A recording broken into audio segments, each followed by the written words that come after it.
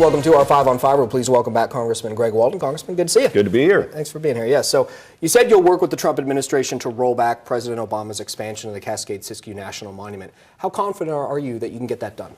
Well, it won't be easy, frankly. The unfortunate part of this, obviously, is that, again, it's one of those done at the last minute without really valuable public vetting and input. I don't think the county commissioners here were any part of any discussion from what I've been told. It's not the way you do these things. The last time this happened was under the Clinton administration. We had to come back and actually clean up the mess with legislation, which we did, worked with the environmental community, worked with the ranchers. We found some compromise. We got it done, but it took a year. Look, these are special places. They need to be managed in the right way.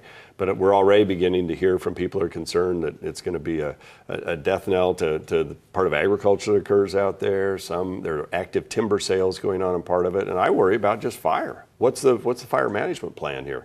When you look at the good work that's being done up in the Ashland watershed that came about because of some legislation I was involved in and the community got together, we want to protect these resources. We don't know what this management plan really looks like because it was all done in secret. That's not the way to do public lands management.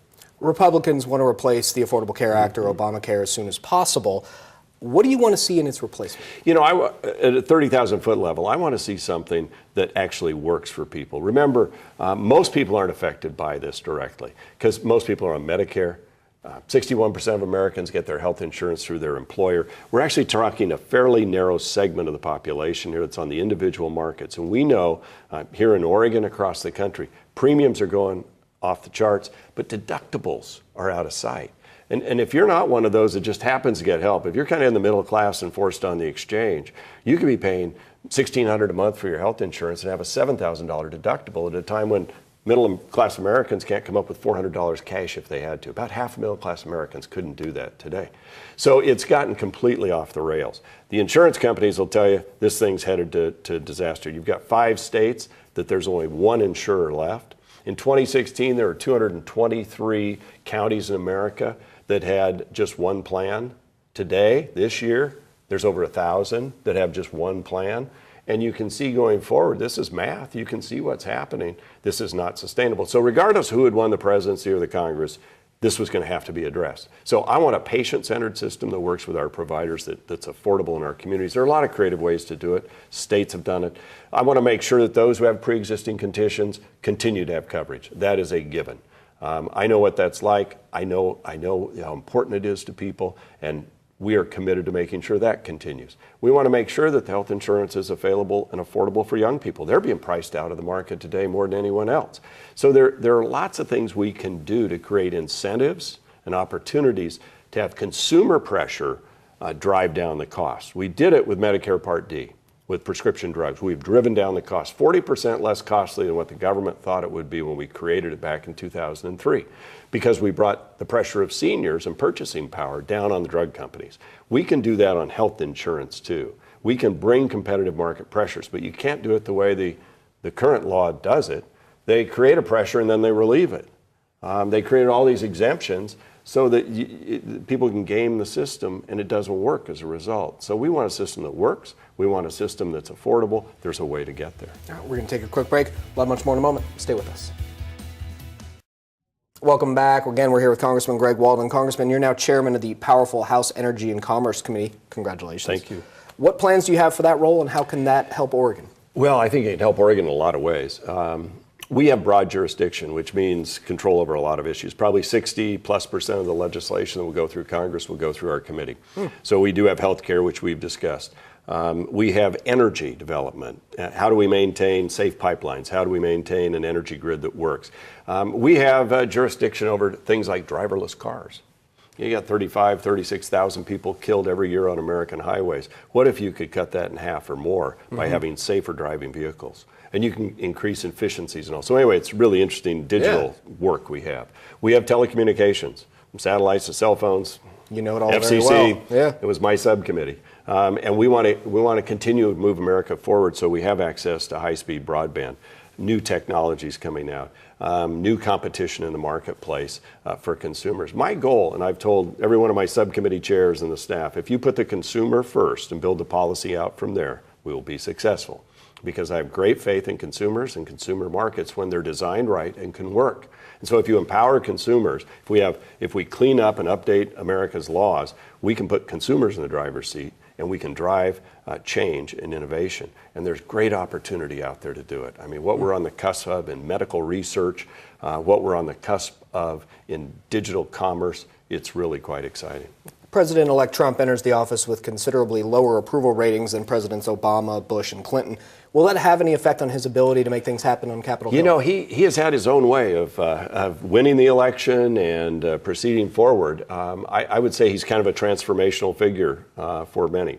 When you look at where he won, where he didn't win, there's a realignment of sorts going on. But really what it was is Americans are fed up with the government that they have. I'm not picking on the current president. I'm just saying they think America can be stronger and better, and that they want their jobs back at higher wages. And they're looking for the Congress and the president to get that done. That was the message I took out of this election, is they've had it with a veterans health care system that denies care to veterans in a timely way. They want that fixed, and they don't understand why it can't be fixed. I think he'll fix it. They want to access America's great energy reserves so that our country and others aren't necessarily held hostage by, let's say, Russia. When you look at what Russia does to Europe on gas, we could be a big player there if we're able to export our natural gas into the world markets. You can backstop the Ukraine, you can backstop Lithuania, you can have an effect in Europe, and we can create jobs here. So I think we can grow our economy. That's what Americans want. I think for small business people, which I was one for 2 decades, there's so much regulation. It's so costly. It's come out of this administration, whether you're a farmer or a rancher or a broadcaster or whomever. It just feels like somebody's standing on your air hose.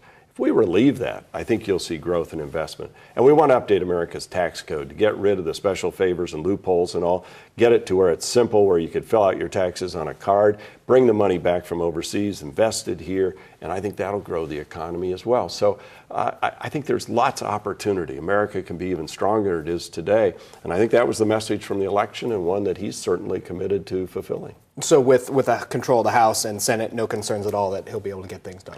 Well, that doesn't mean everybody's going to get along every time on every issue. Yeah. That's democracy, and our system was set up where basically it takes 60 votes in the Senate to get anything through. So you still have checks and balances for people who are concerned about a runaway deal. But basically Americans elected a unified government, state after state, district after district.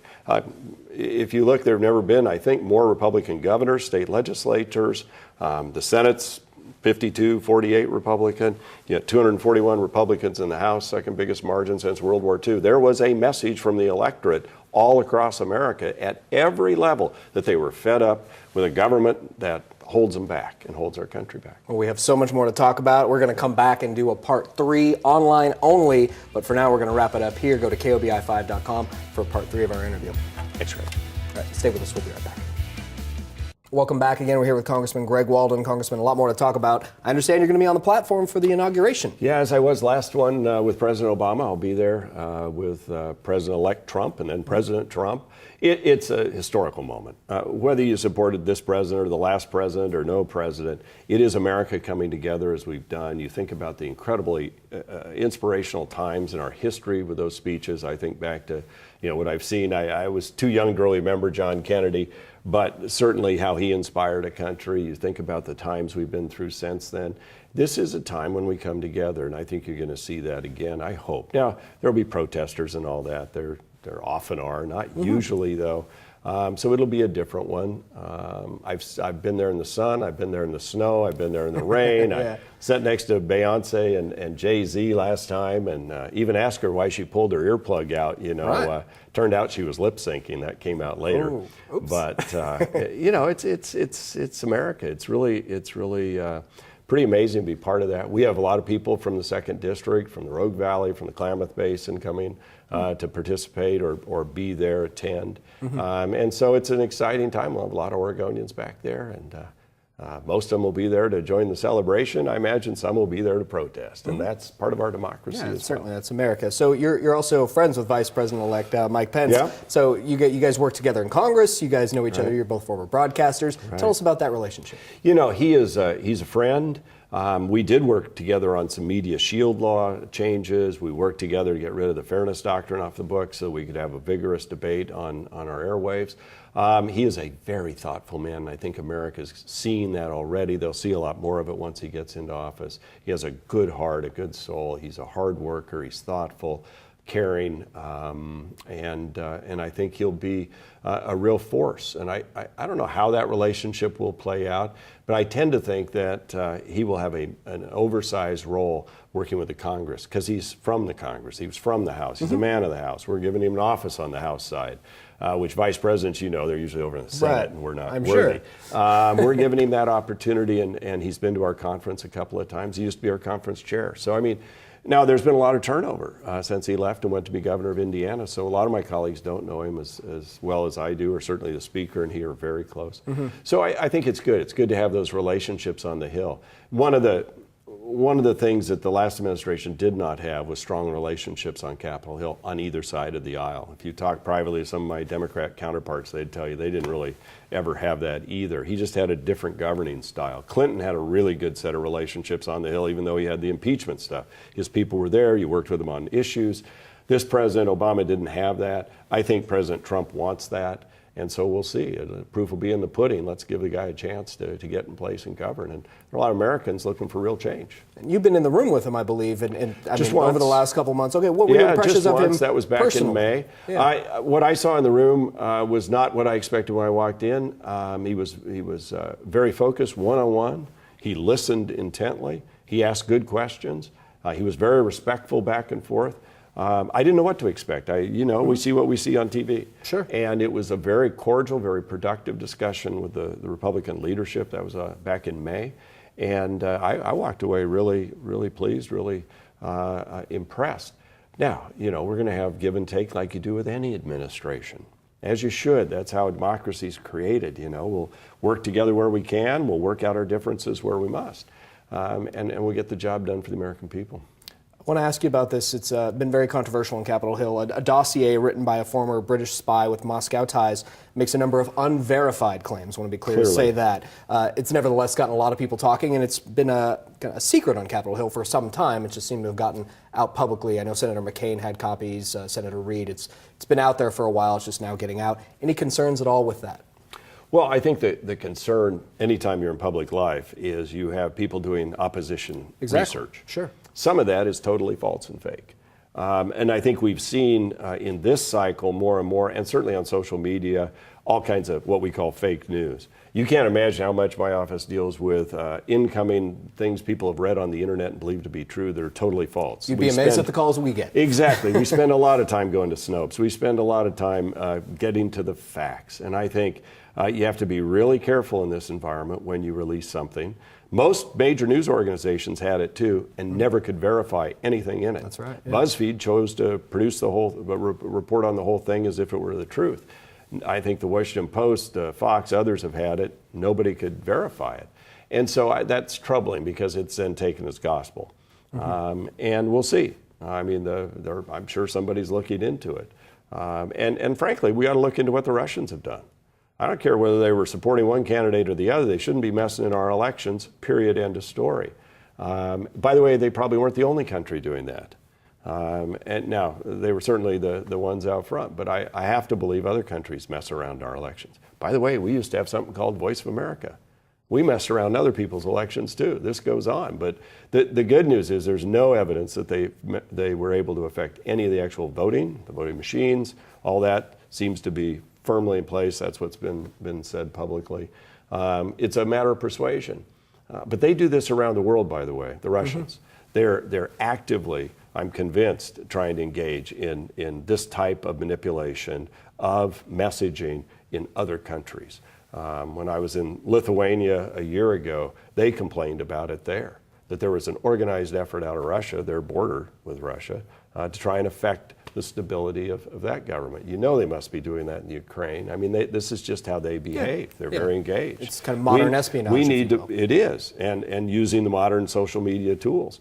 We need to be aggressive about pushing back on that. We need to be. They use Russian television. I mean, it's branded. It's on cable. It's state-owned. It's state-owned manipulation of messaging, and so I mean, I see that every once in a while. It's like Russian television, interesting, and it's just a propaganda tool. that's cloaked as if it's a legitimate news organization. So they're very clever at what they do, and sometimes it seems to be facilitated by some, and other times it's clandestine, and other times it's ham-handed. So we're pretty good at what we do, and pretty good at weeding out and watching and pushing back. But I think we have to be pretty aggressive about it, especially with Russia. I mean, no country should do what they did and walk away scot-free. And it just strikes me that they were doing it for a long time. I think it first went public back in the summer. That's when something should have been done to the Russians right then and there. But I don't think anything happened as far as I know. So why didn't the Obama administration weigh in then and tell them stop it? And we've got ability to affect things in Russia. So again, I appreciate you doing this extended interview. One last question. Do you foresee any troubles in the cabinet members' confirmations upcoming? You know, you always have some cabinet officials have an easier time getting confirmed than others for a whole host of reasons. I'm not in the Senate. I'm not sitting in those hearings. But certainly there are some that will be easier to confirm than others. And oftentimes, in I think most administrations, there's probably one that never quite gets through, or a judicial appointment that never quite gets through. We'll see in this case. I mean, that's all teed up to go forward. I think he's appointed some really, really successful people who have credentials of managing big organizations, and frankly, that's what you do in those positions. And others have incredible records of service to our country in the cause of freedom. And so it's a pretty powerful team. But by the way, that's the right of the president to appoint his cabinet, and he should have that right. Hillary Clinton should have had that right if she'd been president. And so I think President Obama had that right. Now they got to meet a certain threshold, and that's what this confirmation process is all about. But they need to get approval, and they need to get up and running.